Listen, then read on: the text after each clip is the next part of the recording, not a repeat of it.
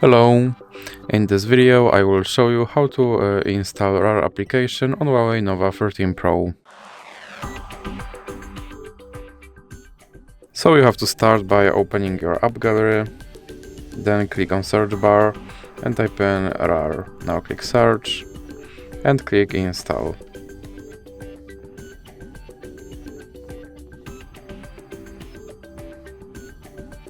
Then click allow